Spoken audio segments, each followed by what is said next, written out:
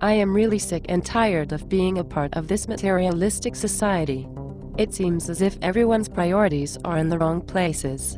Money, for example. What is the point of living our lives for the accumulation of money? When I die and am no longer a part of this world, is that money going to affect me in any way? No, it most certainly will not. So why is it important when I am alive? Why are we taught that money equals happiness when that is the furthest thing from the truth? When I reflect on my life and remember what has made me the most happy, it has always been the people who were in my life, the fun I had with them, the memories I made with them. I believe that sharing ourselves with others, taking care of the environment, and making a difference in the world is what currency really is. Not stupid pieces of paper or minerals dug up from the ground and made into coins, or numbers and figures on a computer screen. It's nonsense.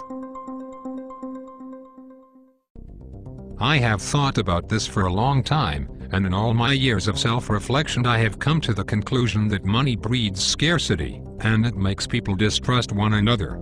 It is the root of all evil because it distances us from each other instead of bringing us together. If money was such an amazing thing in our lives, shouldn't it make everyone happier? Instead, it does the opposite. That is absolutely correct. Look at how much suffering is happening all across our planet, and it's all because of one thing. Money. It is so obvious when you stop and think about it. Look at people and countries who are constantly fighting because they are struggling to impose their power and control over one another. Once their control is established, they then struggle to maintain it. It is a never-ending cycle of anger, manipulations, and destruction. If money is the reason that our global population is experiencing so many problems, then the way to solve those problems is simple. Eliminate the cause of the problem and the problem will minimize in intensity and frequency. You mean get rid of money completely?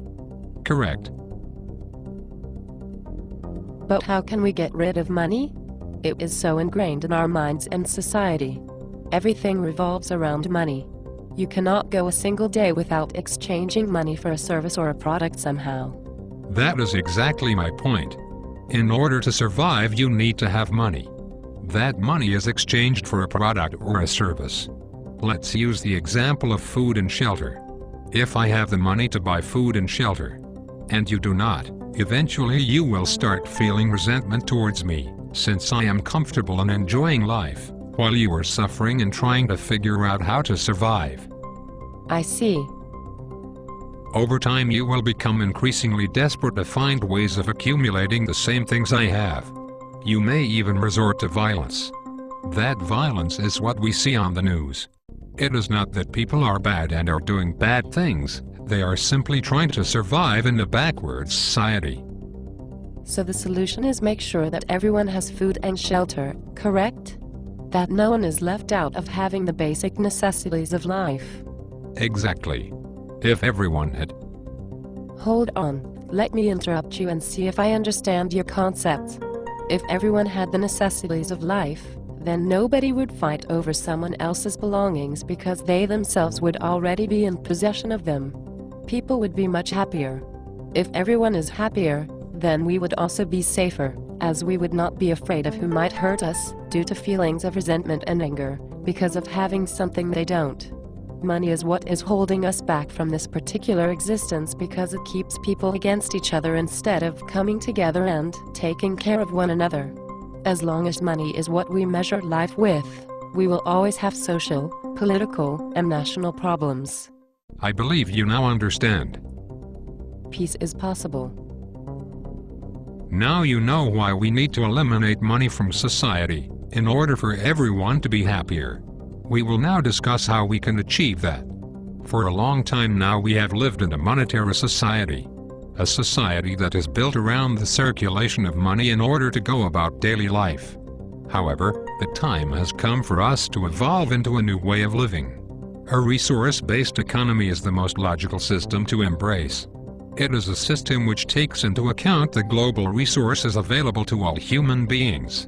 Every human being would be taken care of, not just a select few wealthy individuals. Physical labor would be non-existent as machines would do the work for us. In essence, We would become free to do whatever we wanted to do. Look at how much human labor has been phased out because of technology. We have been witnessing the mechanization of labor for decades already, and it will only continue to increase. It is simply not being executed in the most efficient way, because of the underlying issue of people needing jobs in order to earn money, which in turn fuels the purchasing of products and services. But people have always had jobs. What will people do once they no longer have to work? Once people experience the freedom of a resource-based economy, they will work towards making sure the system prospers. People will be free to live out their passions. If someone would like to travel the world, then they would do just that. If someone else would like to study medicine or paleontology, then they would live out that particular ambition, without the fear of not having the money to pay for travel tickets or to pay for tuition. People would immediately live healthier and more fulfilling lives. With everyone doing exactly what they want to do, our human race would recondition itself into a very loving, nurturing, and caring society. I'm digging this. It should always have been this way. However, I have to admit, it does come across as very idealistic. It is not idealistic at all. It is the most realistic way to live our lives. Based on the technological knowledge we possess today, this is a real possibility for our global population. It could have been implemented 100 years ago, if people had been properly educated about what is possible. What has prevented us from going down the path of a resource-based economy is simply the monetary system. Okay, enough chit-chatting. Let's make this happen already. Peace is possible. I wholeheartedly agree with you. Peace is absolutely possible.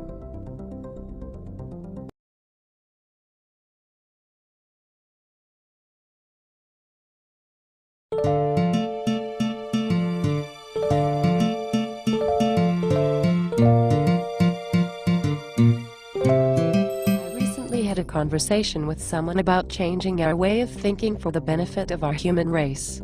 It's called a resource-based economy. I have researched it and I think it's a very realistic concept. Isn't that related to something called the Venus Project? Yes, that's correct. A man named Jack Fresco has worked his entire life to arrive at realistic answers, which he has put forth by his organization called the Venus Project. I find it very exciting. On the contrary, I find it silly and illogical. How come? Why do you say that? Because I have looked into it as well, and I think it's nothing more than socialism. I'm totally against it. I can understand your frustration. It's difficult to think outside the box when you are used to a certain reality. However, your opinion is not an educated one. Socialism still operates within the monetary system. It does not take into account the resources of the earth, or eliminate obsolete and meaningless jobs either. Socialism, communism, capitalism, and any ism for that matter, are all ideas which have no relevance to nature, methods of production, the carrying capacity of the earth, or the betterment of the human species. No, I disagree.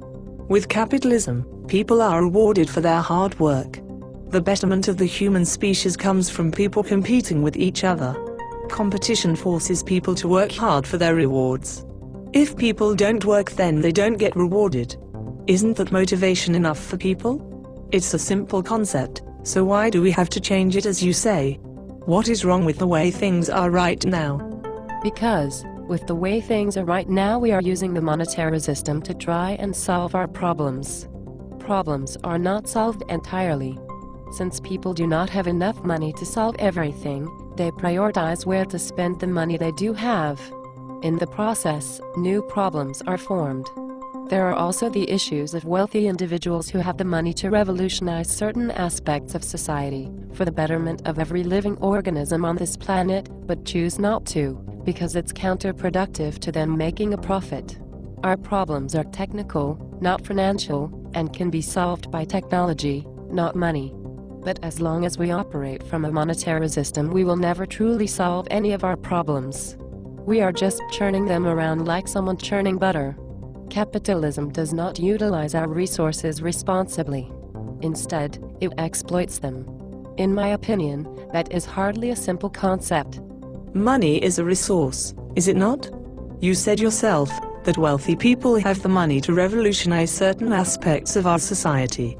Therefore, it is a resource. If you have money, then you can do what you want to do. If you don't, then you can't do what you want. I know it's not fair, but life isn't fair.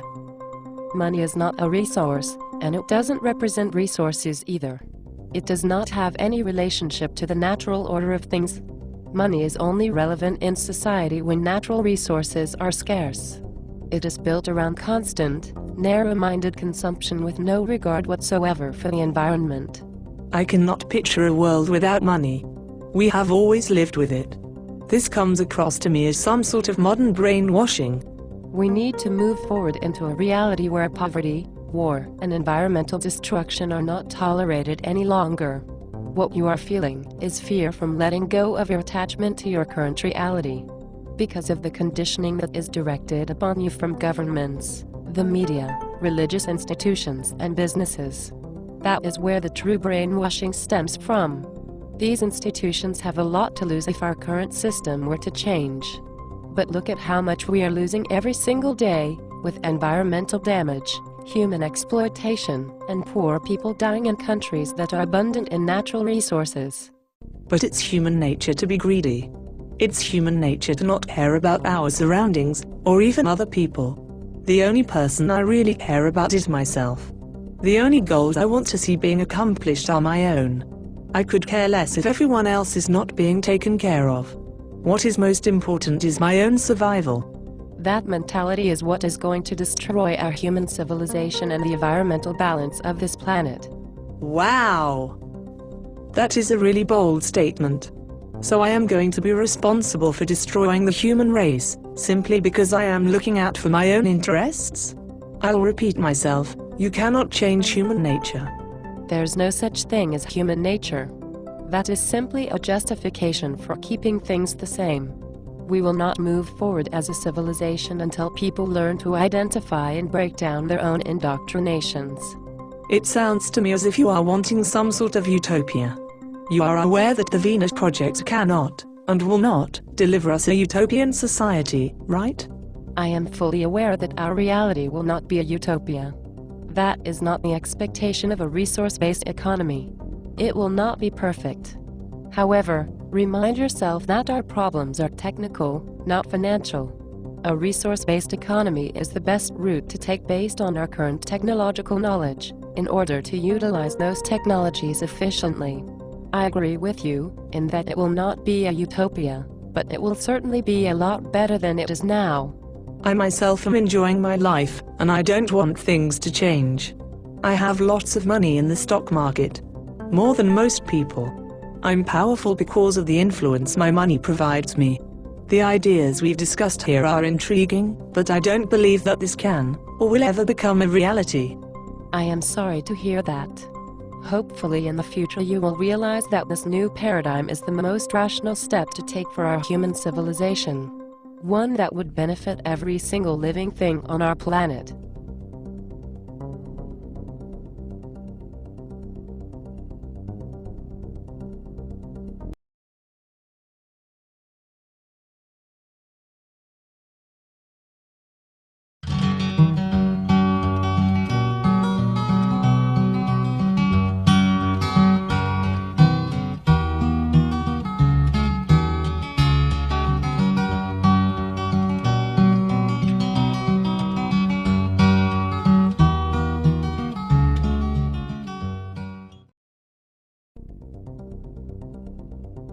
What is wrong?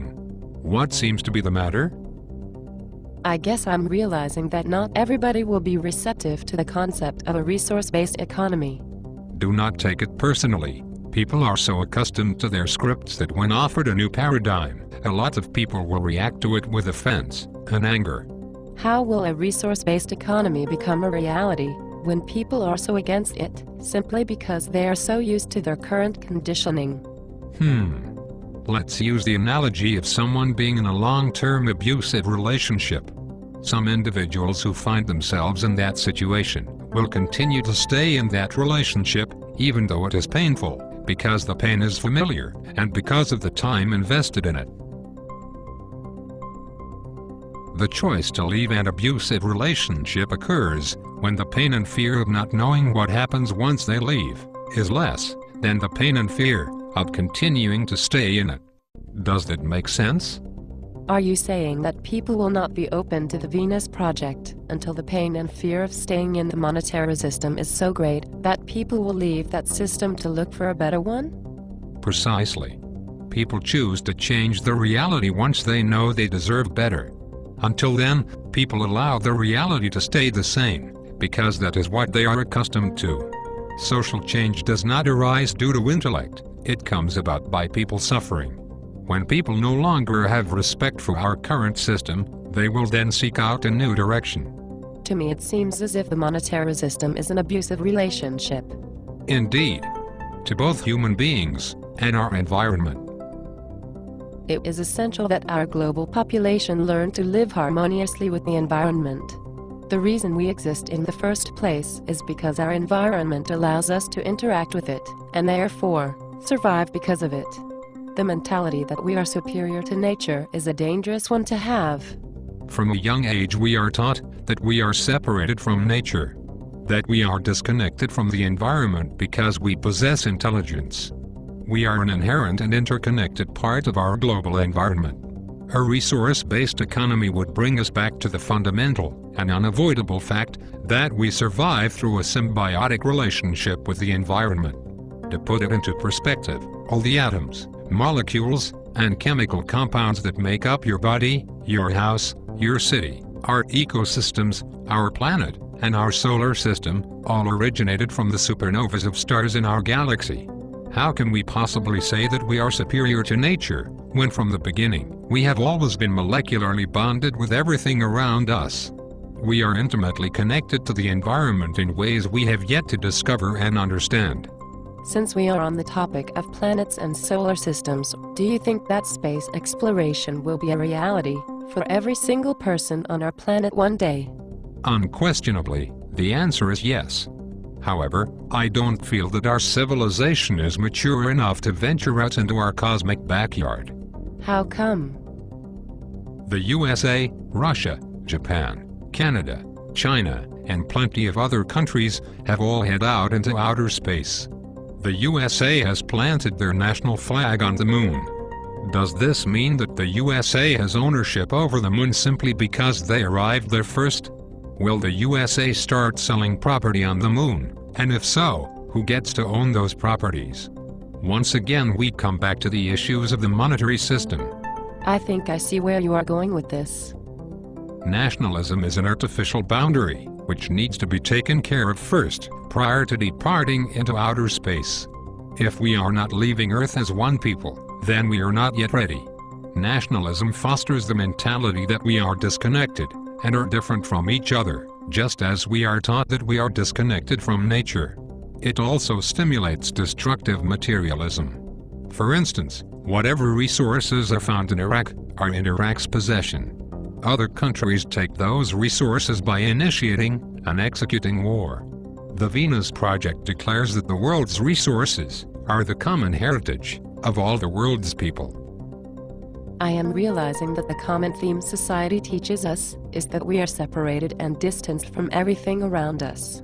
Distanced from each other by national borders, separated from nature. Can you imagine living in a society where we have eliminated the monetary system and nationalism? We wouldn't be held back by financial constraints and budgets. Very true. Why can't every conversation be straightforward such as this one, when explaining these ideas to someone? It's discouraging to come across individuals who are quick to dismiss the concepts presented by the Venus Project, even before researching and exploring them. Remember, once people become angry and frustrated enough within the monetary system, only then will they choose to explore a more efficient system. Until that major shift happens, educating people about the possibilities which the Venus Project puts forward is the best step to take. Enlighten people about harnessing geothermal energy, maglev technology for transportation, and the perpetual mechanization of labor. I find it more productive to stay optimistic when sharing the ideas put forth by Jacques Fresco and his Venus Project. Most people are aware that things are drastically damaged in our society. An unavoidable critical transformation is happening all over our planet. People are waking up. People are coming together. Because of us, our world is changing for the better.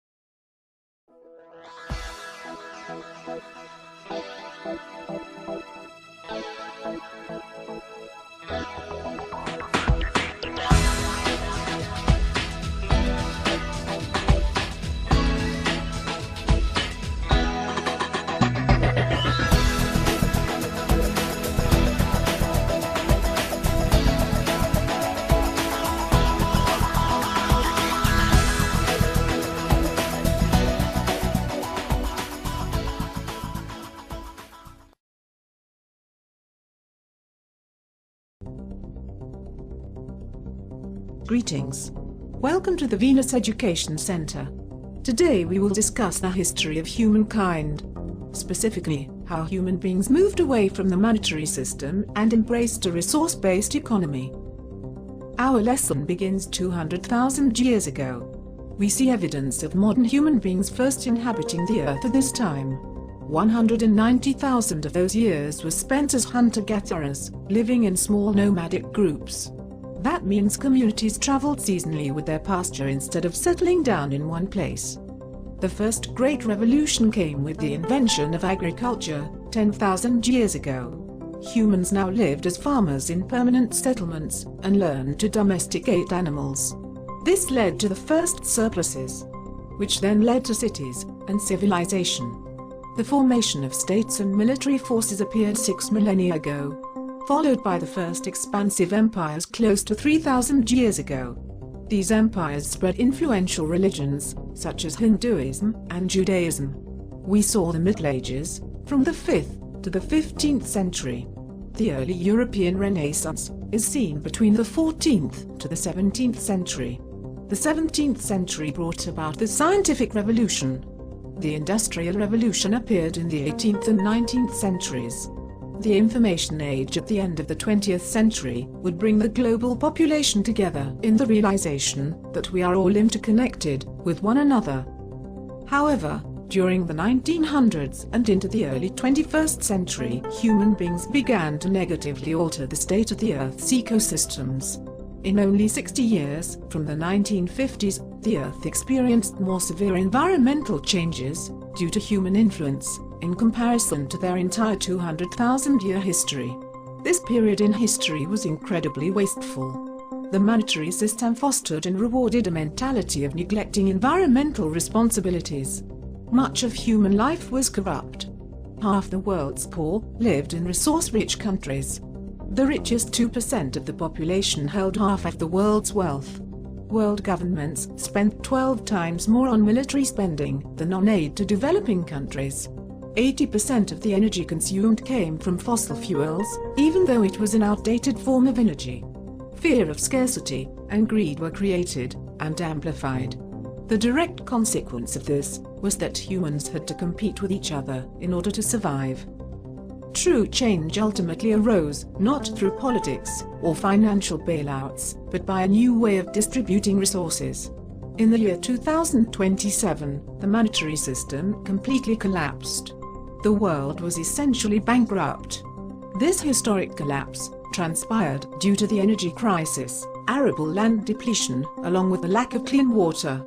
These factors, coupled with the debt collapse, inflation problems, and the increasing rate of poverty, led to global, civil unrest and violence. World governments implemented a strategy called debt forgiveness, in which the debt people had yet to pay was eliminated in an attempt to save the system. Even though countries were saved, civilian uprising persisted. In the end, the efforts of world governments failed, as people accepted that it was time to move past the monetary system. With the education from the Venus Project, created by Jacques Fresco, much of the world's population was already aware of the next evolutionary step. The Venus Project spent decades informing people about the possibilities a resource-based economy could bring. A resource-based economy was designed and organized with the goal of taking care of humanity through a systems approach. It took into account the material needs of all the world's people, the science of production, and the most efficient means to optimize production distribution. Strategic preservation, safety, and efficiency were executed to ensure resources were used responsibly, and that goods were designed to last as long as possible. Ownership became an irrelevant human activity. The scientific method was applied to every aspect of society. Unlike religion or politics, science has no ego. It is inherently falsifiable. Science demands that its ideas be tested and replicated. Therefore, it is constantly evolving. Much like society, civilization was updated to present-day knowledge, to create the society we live in today. A society of abundance for our entire global human civilization.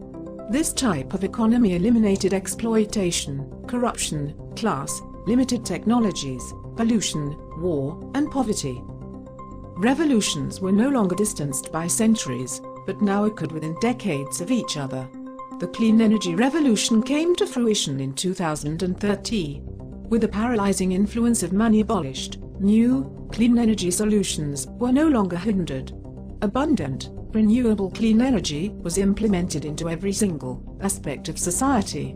Fossil fuels were hardly used again. Humans learned to cultivate the sun through solar energy. 1 hour at high noon of this type of energy contains more energy than what the entire world consumed in 1 year. Fully utilizing wind energy, using 8% of the land, of what used to be known as the United States, provided enough energy to power the entire area. Tidal power and wave power captured the motions of the oceans. This energy produces 80,000 terawatt-hours per year. 50% of the world energy usage now comes from this energy source. Geothermal energy has an available supply of 13,000 zetajoules of planetary power. The entire world uses half a zetajoule a year, meaning 4,000 years of clean planetary power are available from this energy source alone. Geothermal energy regenerates itself. Therefore, it will power the Earth forever. Gas-powered automobiles, trains, and airplanes can now be seen in museums. Today, travel is achieved by maglev trains, which use magnets to propel people across the world. Early models ran at 4,000 miles per hour. This was to become the future of intercontinental travel. The mechanization revolution of 2040 saw the complete elimination of human labor. Up until this point, human beings were still involved in some capacity with labor activities.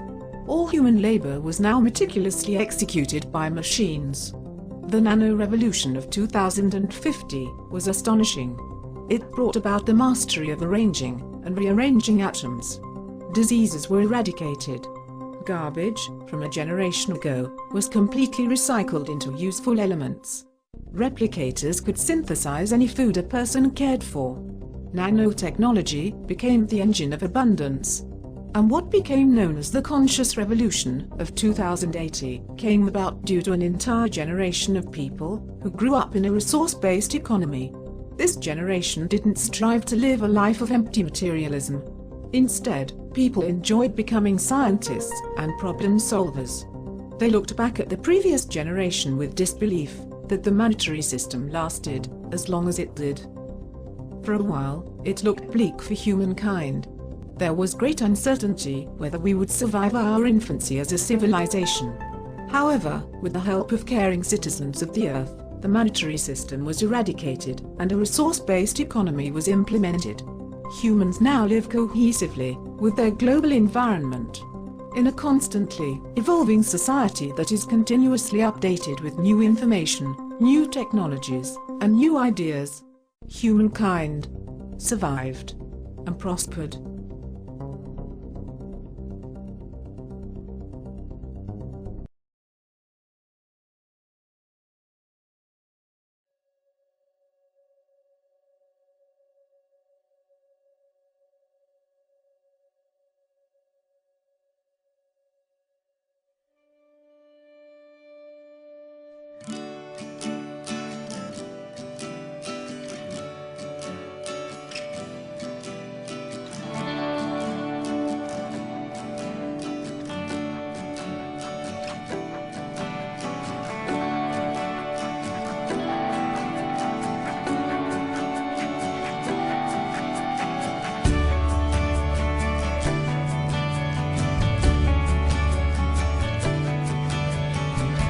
Take a straight and stronger course to the corner of your life. Just remember that the goal is for us all to capture all we want.